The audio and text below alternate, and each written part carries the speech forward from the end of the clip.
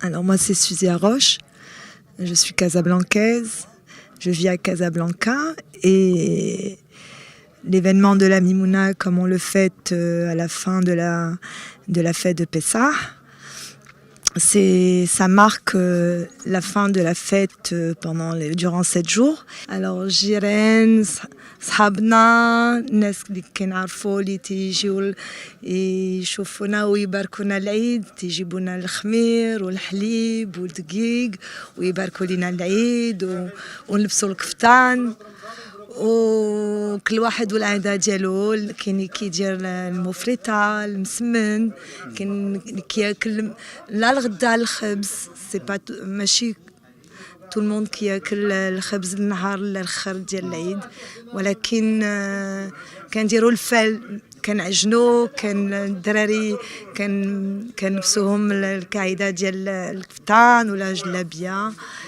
والصغاريد بيان سور والموسيقى الاندلسيه سي ان مومون اللي كنتجمعوا كاملين مع الجيران. الجور كيكونوا محلولين ولكن دابا سي يا الناس ماشي كاملين تيجيو علاش ما كيكونوش سور بلاس. سي cette initiative du musée ديال المتحف ديال الموزي de la fondation du patrimoine culturel qui كتجمع الناس et de faire savoir, de faire connaître cet événement qui aujourd'hui est populaire partout dans le monde. Et ce n'est pas que les Marocains qui l'ont popularisé, c'est devenu mondial, quoi. C'est devenu un événement qui est à une dimension où tout le monde le fête. Musulmans, juifs, marocains, ashkénazes.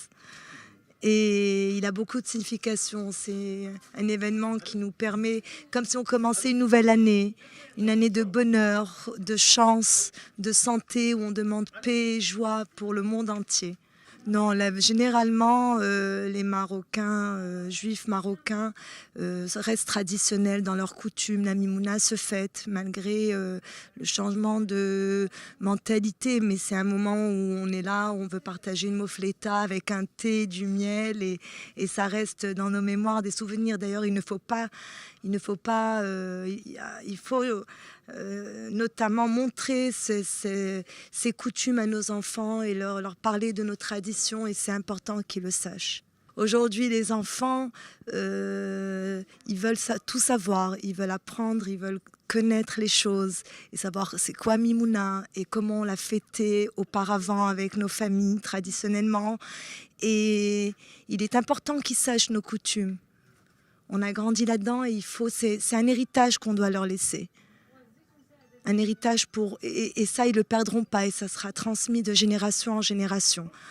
Mais hier soir, moi j'habite dans un quartier populaire. Mon épicier, ça fait 40 ans ou plus de 50 ans peut-être qu'on vit dans le même quartier. Et ben il a eu coutume de nous faire monter 1 litre de lait et un paquet de levure. Et il a dit, est-ce que vous connaissez la dame qui a quitté il n'y a pas longtemps, qui habite dans un autre quartier? Si vous la voyez, j'aurais aimé lui faire livrer, quoi. Il avait coutume de lui faire livrer tous les ans. Et puis là, elle a déménagé dans un autre quartier. Et par sympathie, par courtoisie, il m'a dit, écoute, si tu la vois, ça serait sympa si je pouvais la lui remettre. Parce qu'on a grandi avec eux et ils nous respectent. Et nous aussi, on a un sentiment plus que de l'amitié, c'est une amitié fraternelle.